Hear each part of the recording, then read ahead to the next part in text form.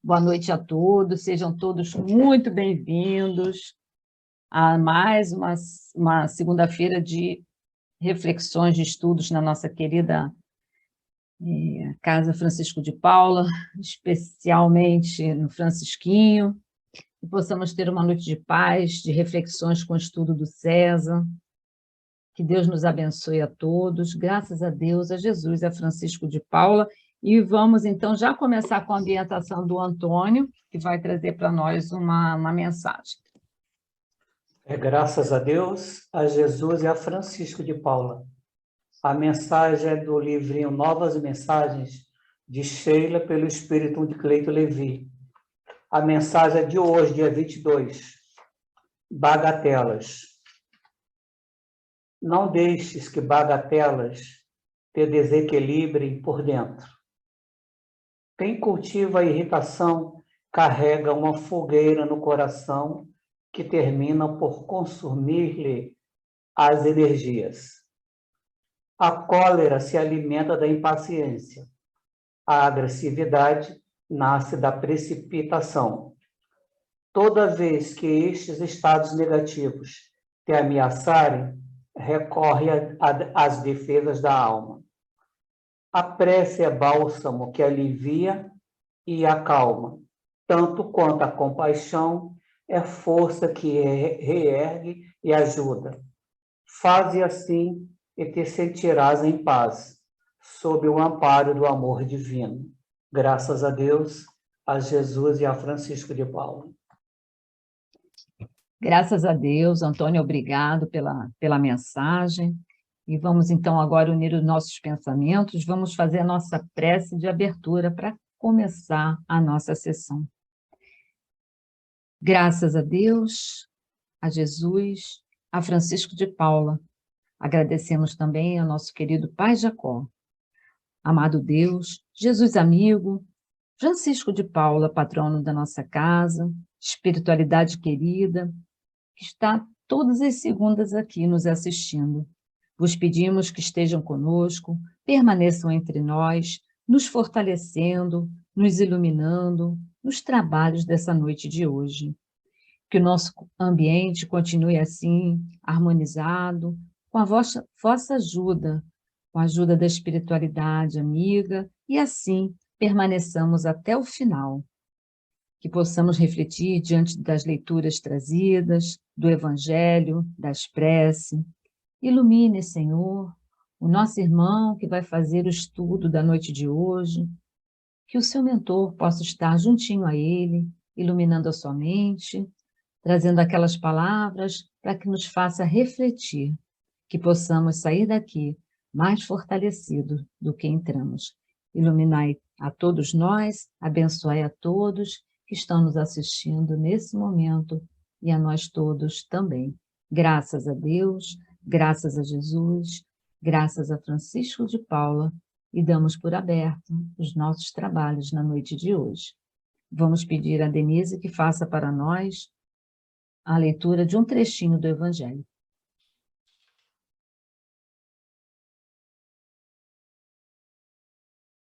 Graças a Deus, a Jesus e a Francisco de Paula.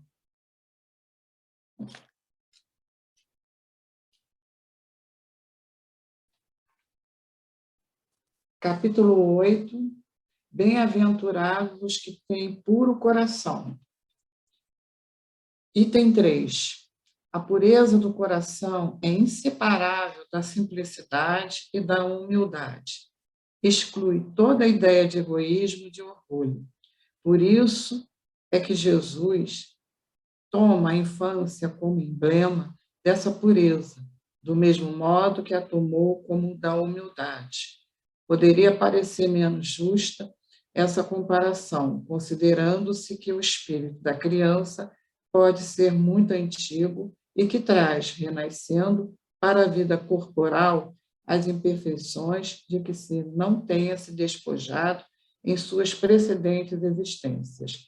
Só um espírito que houvesse chegado à perfeição nos poderia oferecer o tipo da verdadeira pureza. É exata a comparação, porém, do ponto de vista presente, porquanto a criancinha, não havendo podido ainda manifestar nenhuma tendência perversa, nos apresenta a imagem da inocência e da candura. Daí o dizer Jesus, de modo absoluto, que o reino dos céus é para elas, mas para os que se lhes assemelham. Graças a Deus, a Jesus e a Francisco de Paula. Graças a Deus. Obrigada, Denise, pela leitura do Evangelho. E então, agora nós vamos passar a palavra para o nosso irmão César Tadeu, que vai trazer para nós o estudo da noite de hoje. Graças a Deus, Jesus Francisco de Paula. Sejam bem-vindos, meus irmãos encarnados, desencarnados, aqueles que nos acompanham em nossos estudos e aqueles que também são recém-chegados. Bom, eu coloquei o estudo sobre as palavras escândalos, que foi uma palavra que sempre, nunca me dava assim, a entender em relação ao Evangelho, quando nós líamos em relação a isso, né? Ficava uma coisa assim, muito assim, intrigante, porque, escandalizar, chocar, né? O que é isso na verdade? Então, por isso que eu pensei em fazer esse estudo dos escândalos. Pode passar.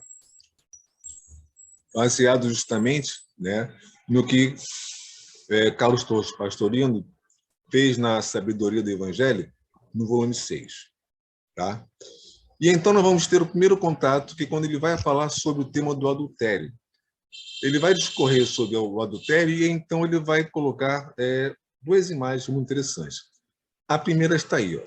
Se, pois, teu olho direito te faz tropeçar, arranca-o e lança longe de ti. E no 30, mostra o 30 lá rapidinho. Se tua mão direita te faz tropeçar, corta e lança de ti. Então, veja bem, escândalo, tropeço. E no tropeço, a ideia da queda. Então, nós temos três palavras que estão relacionadas entre si. Né? O ato de tropeçar e fazer cair, o ato justamente de ter a queda, né? Se a queda moral, e justamente o escândalo que causa isso. Bom, o que justamente o Pastorino fala em relação a isso? Vai, Cris.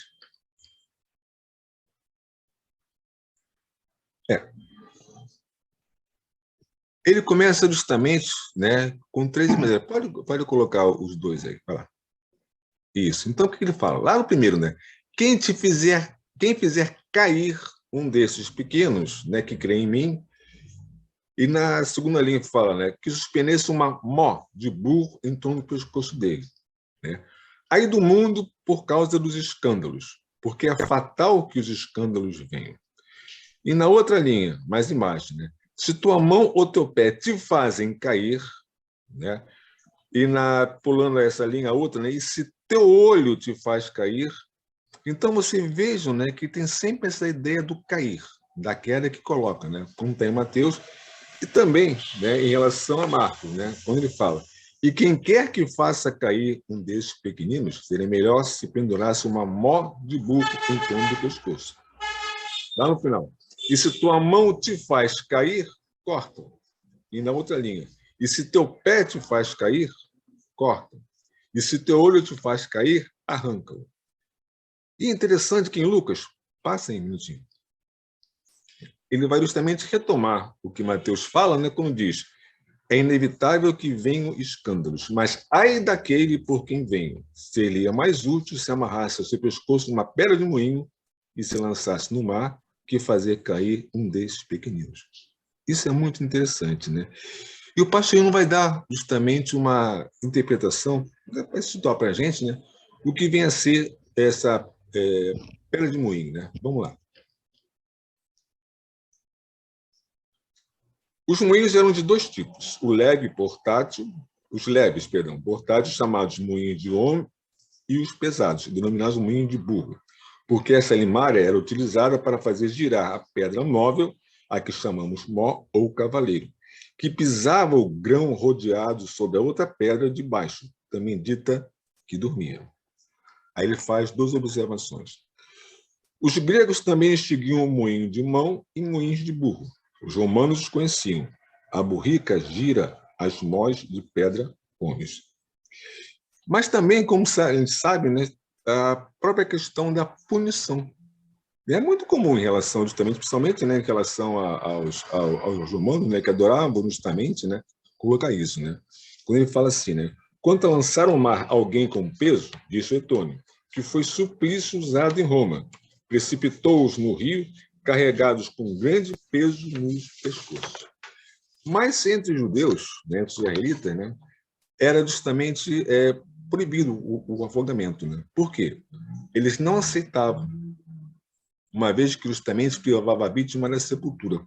Por isso que houve justamente aquele desespero de Nicodemos para poder tirar o corpo de Jesus da cruz. Por quê? Era por causa do sábado? Não, porque Jesus morreu, né, antes do Shabat, mas os outros dois, né, o bom ladrão e o mau ladrão, ficaram lá, crucificados. Só foram mortos no dia seguinte, e os corpos ficaram lá. Mas por quê? Porque, na verdade, o corpo ficava exposto para todo mundo. E aí o que acontecia? Era sepultado? Não. Por quê? Era para exposição, para lição para as pessoas. Então, os animais comiam justamente aqueles corpos, né? Os coiotes, os ratos, os corvos, né? Comiam. Tanto que não se tem nenhuma prova, né? Como seria justamente a crucificação. E, se não me engano, só muito recentemente é que acharam um pé preso numa estaca, né, com justamente um cravo, né, mas no calcanhar, e não na ponta do pé. Então,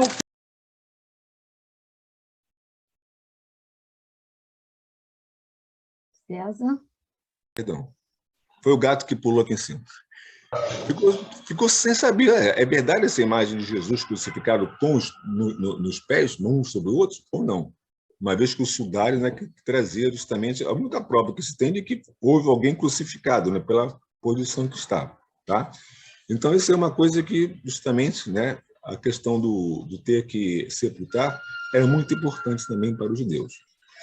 E vamos lá, Cris. De fato, vamos entrar, então, na palavra escândalo. Né?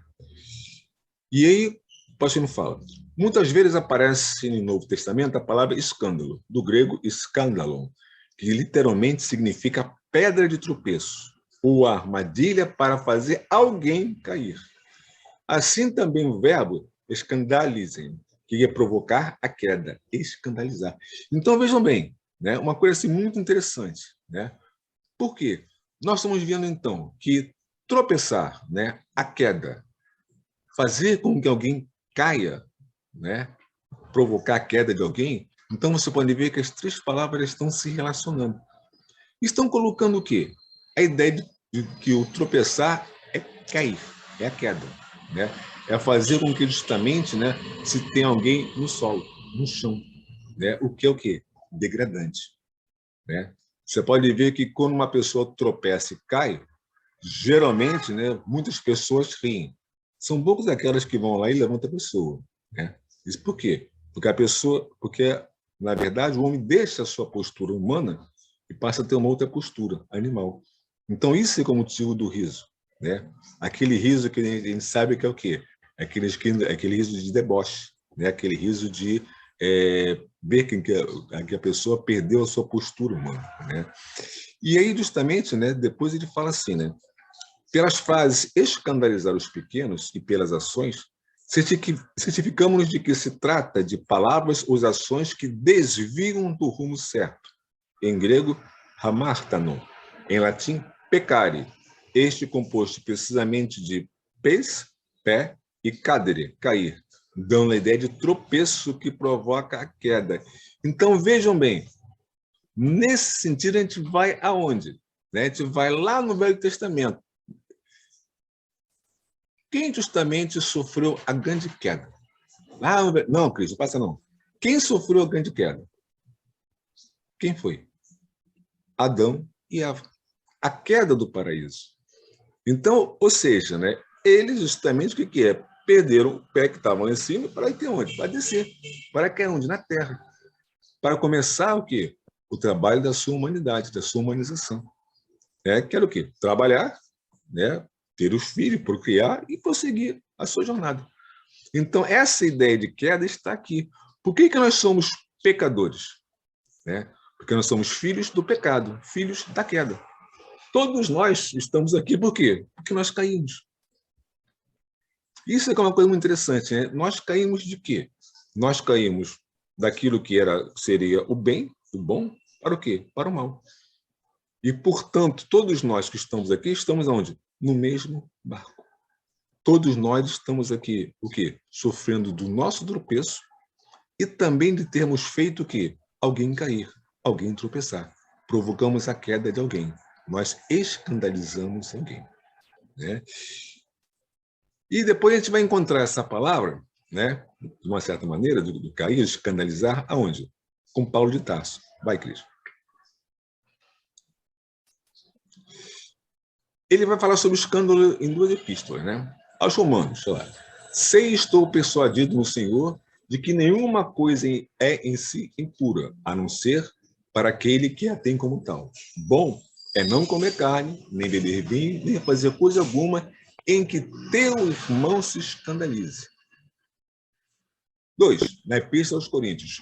Quanto a comer as carnes sacrificadas aos ídolos, sabemos que um ídolo nada é no mundo. A comida, porém, não nos recomendará a Deus. Não somos piores se não comermos, nem melhores se comermos. Mas vede que essa liberdade vossa não venha de alguém, de alguma forma, a ser pedra de tropeço para os fracos. Por isso, se a comida serve de pedra de tropeço, a meu irmão, jamais comerei carne, para que eu não sirva de pedra de tropeço para meu irmão. Bom, vou falar disso aqui depois com você mais tarde. Mas vamos ver, então, o que o pastorino está querendo falar com essa pedra de tropeço, né, para se escandalizar. Vamos lá. Ele fala o seguinte, na conclusão dele. Compreendemos, então, que essa pedra de tropeço, ou esse escândalo, não é somente o ver e admirar-se, é o afrouxar a vigilância e imitar o ato. Embora a consciência do escandalizado o condene por isso, o que torna má e prejudicial uma ação não é a ação em si, mas o que nossa consciência o julga. E por quê? Por conta justamente do remorso. Se a consciência julga, então ela vai bater uma coisa ruim nela, que vai provocar o quê? O remorso. Pô, não devia ter feito aquilo. Puxa, eu tinha que fazer aquilo. Eu não devia ter feito. Então, isso, na pessoa, né, que é escandalizada, é justamente a dor, o sentimento do remorso que é causado, né? E continua, dando exemplo. Se sabemos que beber cerveja não constitui pecado, né, mas o vizinho ao lado julga que o seja, diante dele procuraremos evitar esse ato, pois ele poderia ser levado a imitar-nos e a ficar com a consciência pesada, criando a vibração do remorso que trairia infalivelmente um karma. O sofrimento que por esse fato lhe adviesse seria causado por nós, e como corresponsáveis também sofreríamos. E talvez mais do que pudéssemos supor, pois responderíamos por todas as consequências decorrentes de um ato que talvez para nós não tivesse representado nada ou quase nada. Isso aí, por exemplo, né, é aqui que está o negócio. Né? Uma pessoa fala algumas coisas para o irmão. O irmão começa a ficar nervoso, começa a chorar, começa a ficar desesperado. Aí chega alguém, pergunta, o que aconteceu com ele? E a pessoa responde, eu só falei isso. E diz, ora, ela só falou. Esse só para ela é um atenuante. Mas se tirar esse só da frase, o que você tem? Eu falei isso. Então, o que ela falou foi o quê? Foi contundência. O que ela falou fez o quê? Fez com que aquele irmão se sentisse mal, caísse em sofrimento. E o que ela fez, na verdade? Né? Esse remorso que afetou a pessoa, né? Mesmo a pessoa pedindo perdão, desculpa, não sei o que falei, mas porque eu só falei e tal, esse só, entendeu? Vai ficar na pessoa. Mesmo que ela perdoe, né, e que faça coisa, mas vai ficar lá no fundo. E aquela pessoa que fica com isso vai ser o responsável. Por quê? Porque essa pessoa, quando desencarnar, vai ter isso na cabeça. E para ela vai ser um mal. Decorrente de quê? Daquela pessoa por quem veio o escândalo. Isso é muito interessante, né? E ele continua mais uma vez falando, né? Vamos lá. Só uma vez. Estamos dando exemplos de coisas pequenas, de só menos importância. mas sabemos todos que há coisas muito mais graves, cujo remorso pode provocar karmas que necessitem 2 ou mais encarnações para serem queimados. Quanto mal, quanto atraso podemos causar a companheiros de jornada terrena se não tivermos a delicadeza de sentir o que podemos ou não fazer e dizer perante eles? Um minutinho só que eu pego o evangelho aqui.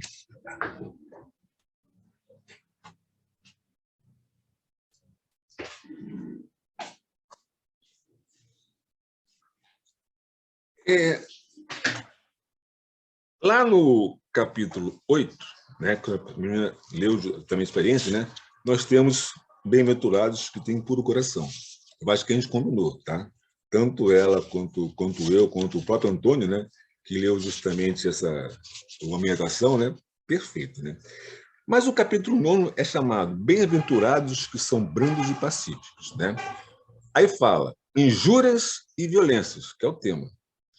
E lá no item 3, né, no terceiro epígrafe, né, Jesus fala: sabeis que foi dito aos antigos, não matareis, e quem quer que mate, merecerá condenação pelo juízo. Eu, porém, lá ele, lá, espírito da letra, eu, porém, vos digo que quem quer que se puser em cólera contra seu irmão, merecerá condenado no juízo. Que aquele que disser a seu irmão, raca, merecerá condenação pelo conselho.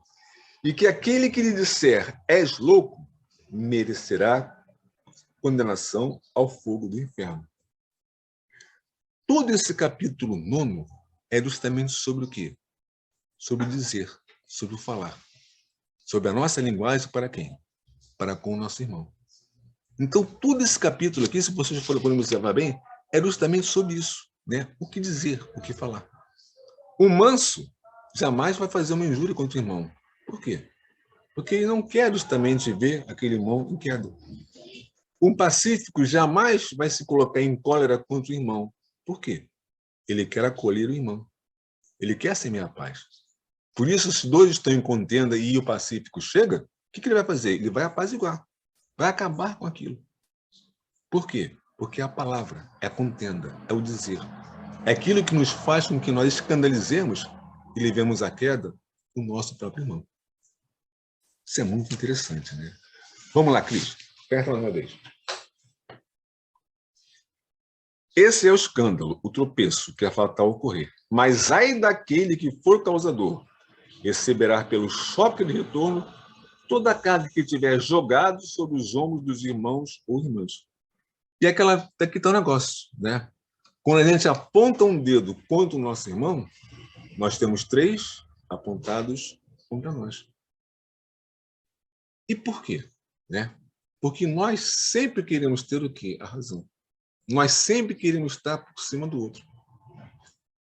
Dificilmente, né, a gente quer o quê? Uma distância, um equilíbrio. Então, a contenda, a luta, surge daí. E é por isso que ele vai falar o seguinte: o escândalo ou perda de tropeço consiste também em desviar irmãos menores, em evolução, inteligência e conhecimento, do caminho certo, influindo para que se afastem de grupos onde se acham bem, ou para que abandonem a religião que lhes fala a alma. Daí o erro do proselitismo. Cada um deve modificar seu modo de pensar de dentro para fora, quando chegar à necessidade íntima, e não por influência e pregações externas. Infelizmente, né, os cristãos, como assim se denominam, né, nossos irmãozinhos evangélicos, eles sempre querem prosélitos. Eles sempre querem que nós larguemos, né, aquilo que justamente nós não estamos bem, sentimos bem, temos essa prática. Por quê? Por conta do apego à letra. Né? Mas a igreja é sempre isso. Então, para eles, justamente, né, eles querem retirar a pessoa daquilo que faz. E muitas vezes, ao retirar as pessoas, né, que justamente estão ligadas, né, a outros credos, né, outras coisas, né, para eles, causam às vezes um mal pior. Porque aquela pessoa, né, ela vai se sentir o quê? Obrigada também a falar com os outros. E vai cometer erros que antes não cometia. E ao cometer esses erros, aquilo que o pastor não falou lá, é o karma adquirido que vai gerar nele. Né? Qual é o nosso grande problema em relação a essas câmaras de prece? Quantos irmãozinhos evangélicos a gente tem visto, a gente tem acolhido, e que acontece o quê? Né? Chegou lá e não encontrou Jesus. Chegou lá e não viu Deus. E aí? Né? O que acontece com eles? A depressão. O remorso que aparece. Entendeu? Os erros que cometeu. Tudo isso a consciência cobra. De uma certa maneira, fica mais contundente. Tá? Vamos lá, Cris. De novo. Pastor Indo vai colocar a palavra necessário em dúvida. Necessário que venha escândalos, que está no nosso evangelho, né? O que vai falar? Veja agora a tradução corrente que diz: é necessário que venham escândalos. Não pode essa tradução, na verdade, ser taxada de errada, mas corresponde muito mais ao grego anagike, o português fatal ou inevitável. E São Jerônimo, quando estava justamente fazendo a tradução, né, da Bíblia, né, para fazer a Vulgata, né, ele descobre isso, ó, a traição original, quando escreveu que, se fosse necessário escândalo, não haveria culpa da parte de quem ocasionasse, mas necessário. Cada um por sua culpa faz cair. E a expressão de Lucas, né, anendecton estin, confirma essa exceção, é inevitável. Em sua vida terrena, Jesus evitava escandalizar, como, por exemplo, no caso da didracma. Está lá em Mateus. O que foi isso? Sempre quando chegava na época das festas do templo, da Páscoa, né, ia sempre alguém do templo, né, um contabilista, para contar às pessoas da casa, a fim de saber quem justamente poderia pagar ou não poderia pagar. E então, né, ele bateu na casa de Pedro, né, e fez as contas lá e perguntou: ué, o Tomésio não paga? Aí Pedro falou: paga. O que Jesus fez? Bom, na casa de Pedro moravam ele, a mulher, a sogra e 2 filhos. Mais o irmão André, a esposa dele e 2 filhos. E Jesus. O que Jesus faz? Para não ser um peso para Pedro, né, já que ele estava lá hospedado, né, para Pedro não se sentir mal de ter que justamente pagar, né, uma dracma. Né? Não esquece que uma dracma foi o quanto justamente o samaritano pagou, né, para o dono do hotel em que ele deixou lá o irmãozinho que foi quase morto pelos bandidos. Né? É dinheiro pra caramba. Então, uma didracma era o quê? Jesus pegou, falou para Pedro: olha, pega o teu anzol, vai lá e você vai pescar um peixe. Quando você trouxer esse peixe, abra a barriga dele, que lá dentro você tem uma didracma, ou seja, o equivalente a 2 dracmas. Uma para você e a outra para mim. Então, por isso que Jesus, né, não quis deixar Pedro, né, inconformado, não quis deixar Pedro triste, né, acabunhado, né, escandalizado.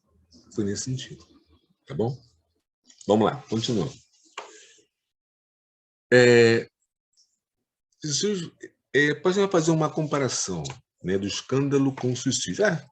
Mas ele vai falar que justamente o escândalo e o suicídio, né, de algumas coisas, né, vai fazer apologia? Não. Na verdade, o que ele vai falar é justamente sobre a dor, o sofrimento do suicida comparado à dor do escandalizado. Do que o remorso, a consciência da pessoa vai fazer. Então, ele vai fazer o quê? Ele vai jogar essas 2 imagens, que é muito interessante. Então, vamos lá. O escândalo que nos é o mal, na armadilha que preparamos, escondendo um perigo, traz resultados danosos aos outros, multiplicando nossa responsabilidade pelo número de pessoas que desviamos do caminho com o nosso exemplo ou as nossas palavras.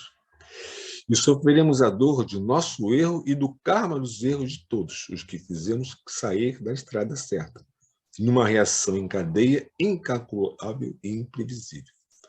A ignorância poderá atenuar, mas o peso será total se o fizermos conscientes, quer motivados por espíritos de maldade, só para prejudicar, quer levados por orgulho ou pela vaidade ferida. Examinando agora as 3 comparações da amputação da mão, do pé e da extração do olho, Lucas, que aqui evidentemente resume Marcos, engloba os 2 primeiros num só versículo, né? Vemos o que significa comparação com o suicídio. Disse os discípulos. É inevitável. Vai lá. Isso.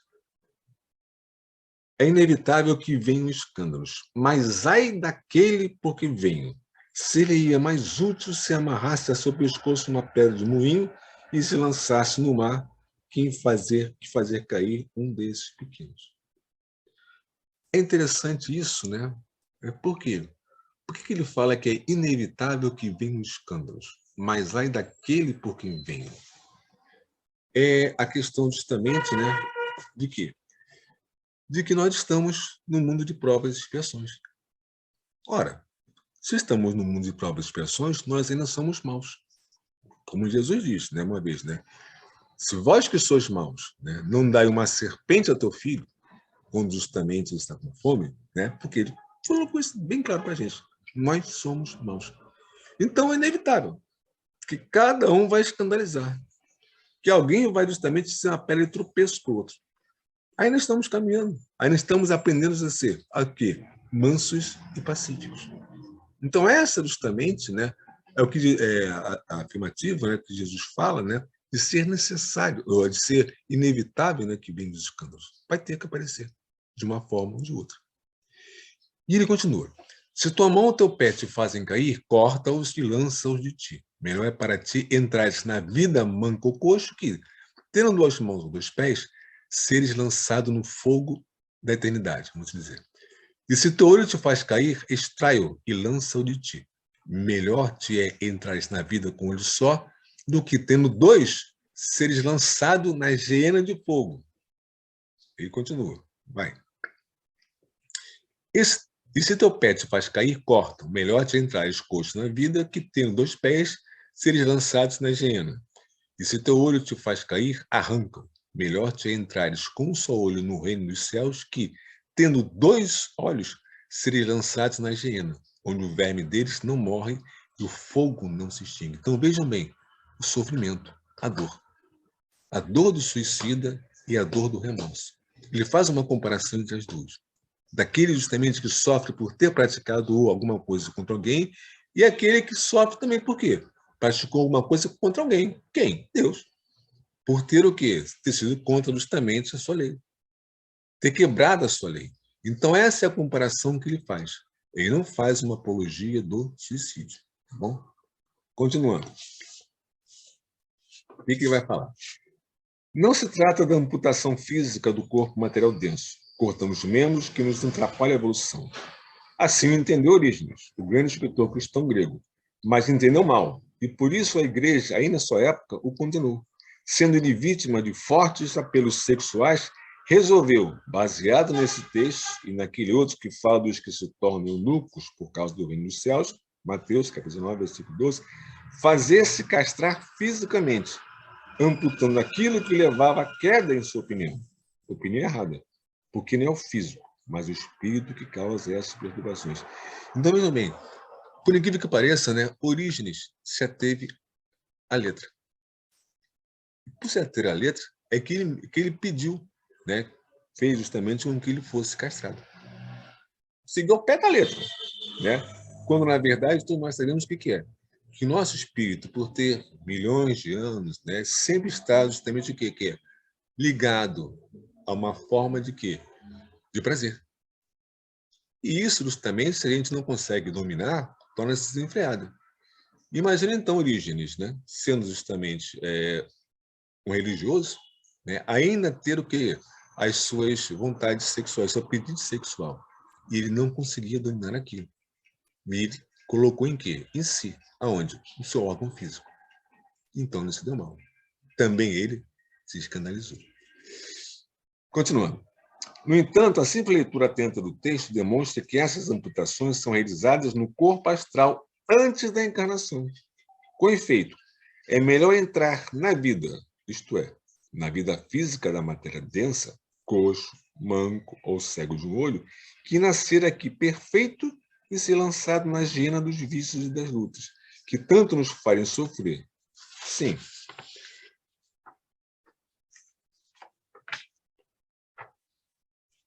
Porque poderia supor... Sim, porque ninguém poderia supor que essa vida de que fala Jesus se referia ao céu. Que adiantaria ficar nesse céu mitológico na condição de coxo, de cego, de manso, se, primeiro, lá não haveria mais perigo de cair. Segundo, Lá tudo é perfeito. E terceiro, se lá não se produzem mais escândalos, né? Ou seja, isso não é uma questão de você entrar na eternidade, você ir para o céu, né? Coxo, manco. Por quê? Lá você é perfeito. Não existe isso. Não tem como cair. Você já aprendeu a ser o quê? Manso e pacífico. Puro de coração. Certo? E o que vai fazer, então, vai falar disso? Uma coisa interessante. Vai, Cris. Que isso tudo o que é a prova da reencarnação. Esse trecho constitui uma das mais insofismáveis provas de que Jesus, pelos próprios textos evangélicos, aceitava a doutrina da reencarnação, de que a reencarnação era ensinada clara e categoricamente. Essas palavras evangélicas explicam incontestavelmente a questão dos nascimentos diferentes, a razão das crianças que nascem aleijadas, cegas, surdas ou com qualquer deficiência, enquanto outras surgem no planeta perfeitas e saudáveis.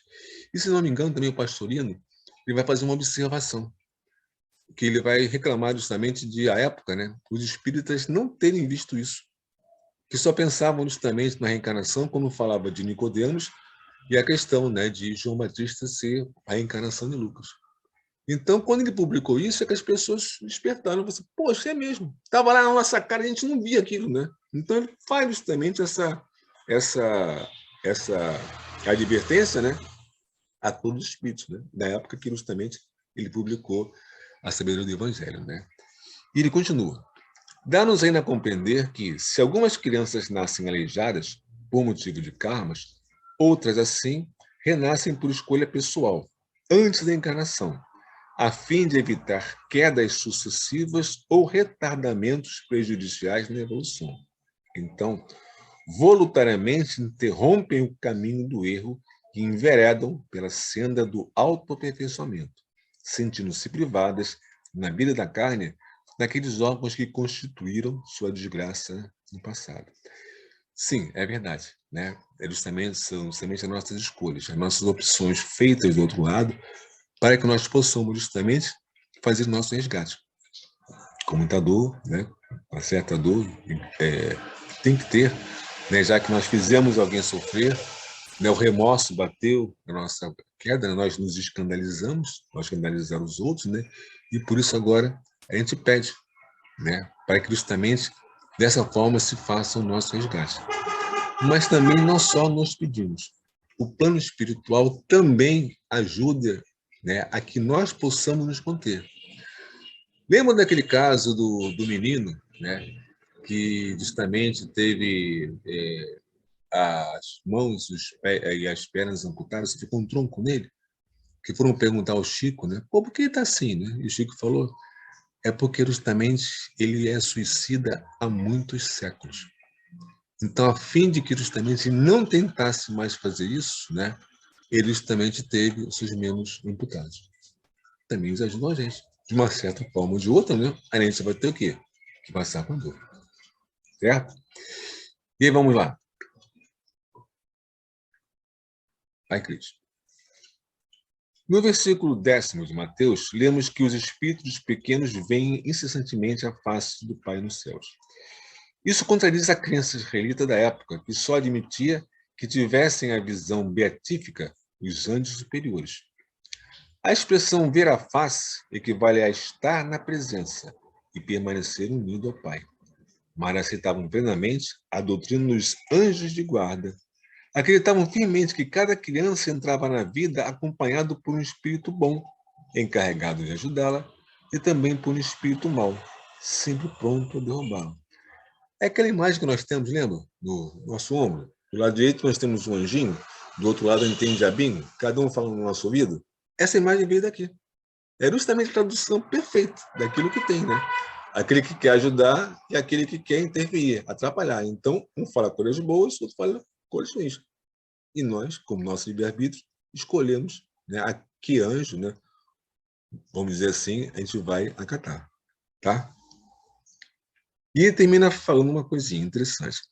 Também entre os cristãos, a crença no anjo da guarda é antiga. Jerônimo escreveu: grande é a dignidade das almas, para que cada uma tenha, desde o nascimento, um anjo delegado para a sua guarda. Patrologia Latina, volume 26, página 130.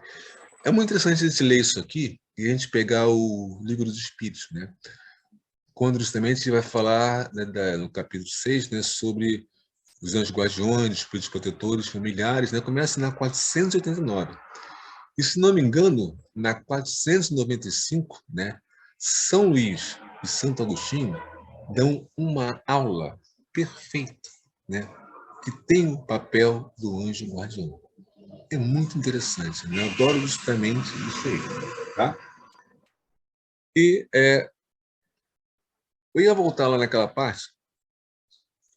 Cris, você pode botar lá aquele slide lá que fala justamente da...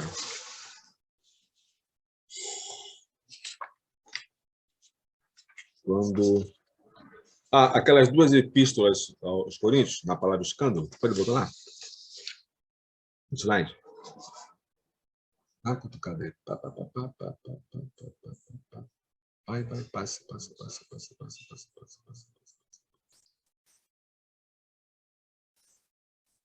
Aí. Bom, pode ter ficado justamente uma coisa assim interessante, né, de vocês não entenderem direito. Pô, mas que carne é essa? O cara está comendo carne sacrificada aos ídolos? O que é isso, né? O que tem a ver com ser pedra de tropeço? Deixa eu explicar para vocês.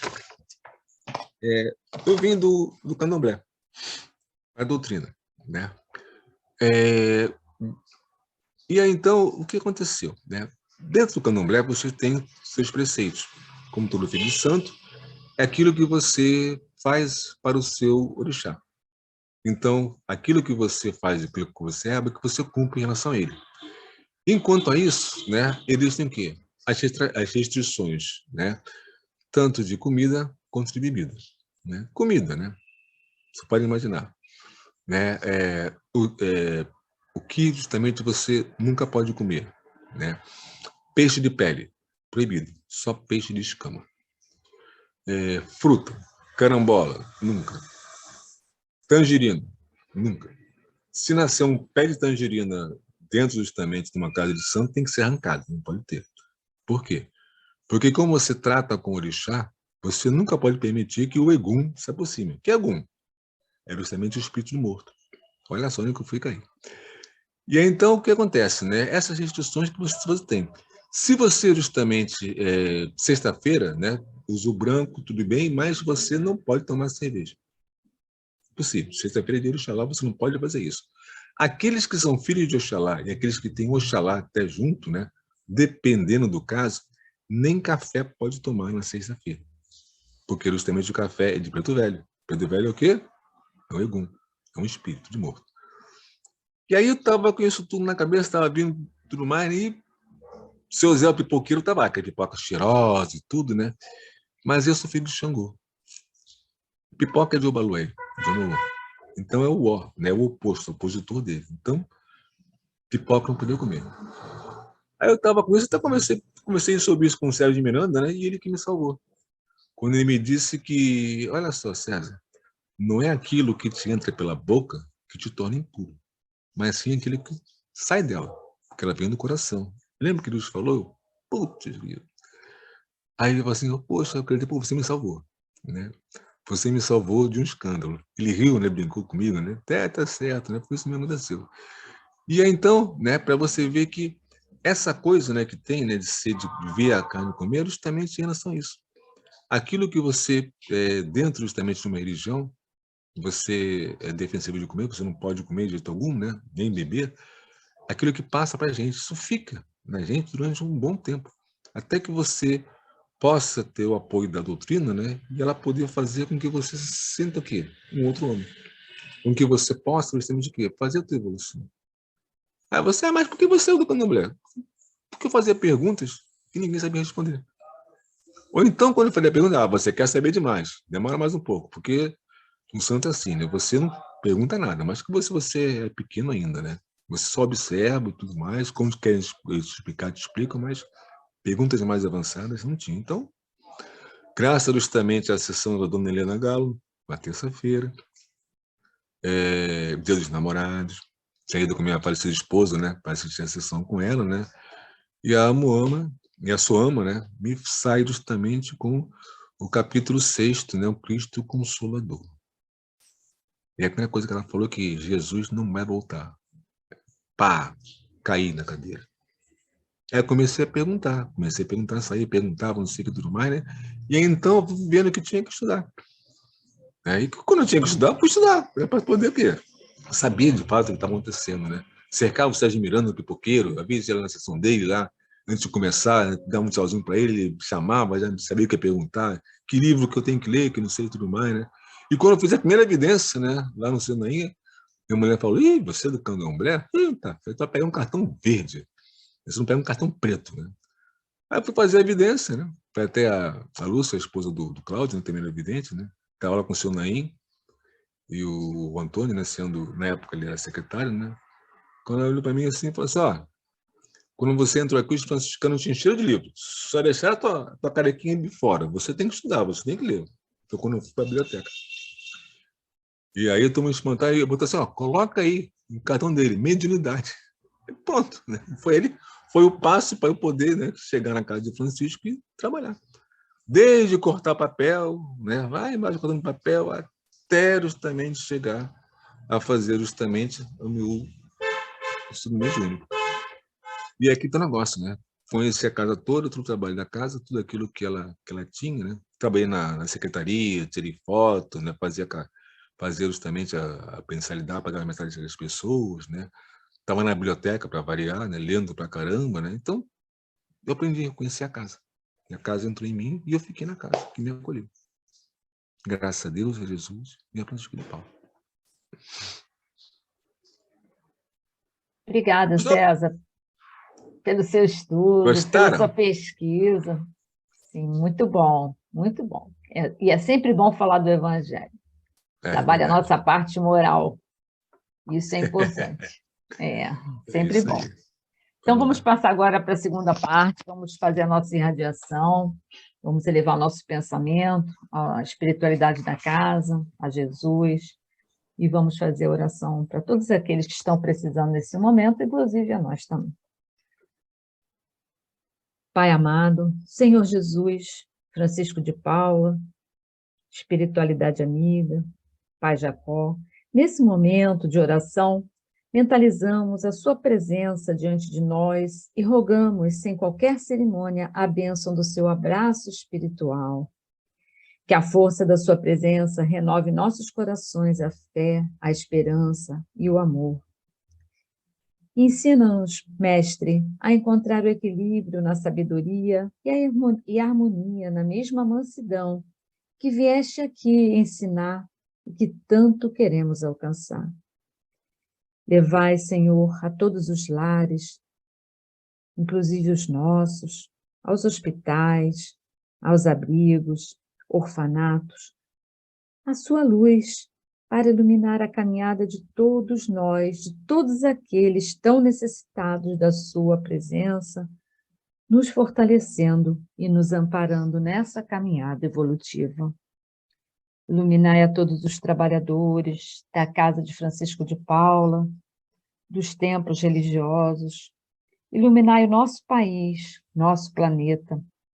Derrama alívio e consolação nos momentos de aflição e vibrações intensas de paz sejam espalhadas por todo esse universo, para que todos nós recebamos essa paz, esse amor, nesse mundo de expiações. Fique conosco, hoje e sempre, graças a Deus, a Jesus e a Francisco de Paula. Agora nós vamos passar para a prece dos nossos queridos irmãos, que já partiram para a verdadeira vida. Eles também necessitam de tanta prece, e vamos pedir a José Evangelista que faça por nós. Graças a Deus, a Jesus e Francisco de Paula.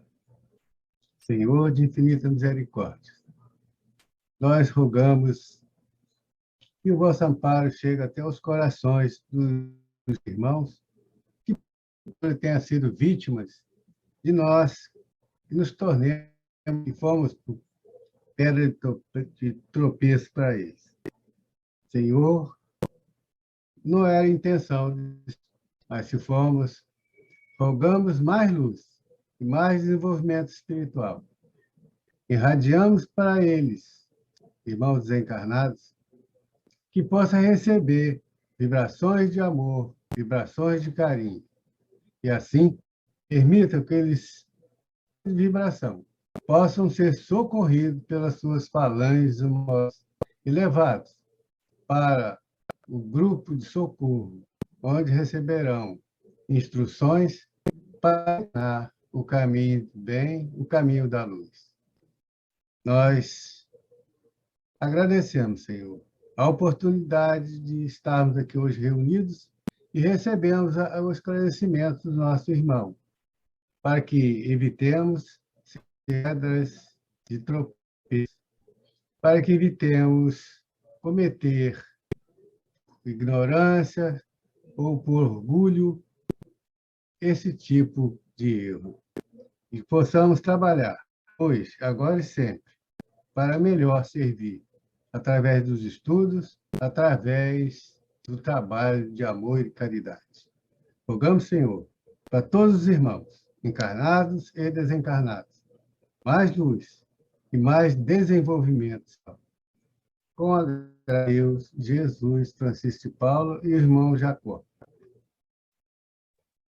Obrigada, José Evangelista, pela prece para nossos queridos irmãos. E agora nós vamos fazer a prece final de agradecimento e depois vamos ler rapidinho o boletim da casa. César, você se incomoda de fazer a nossa prece de agradecimento?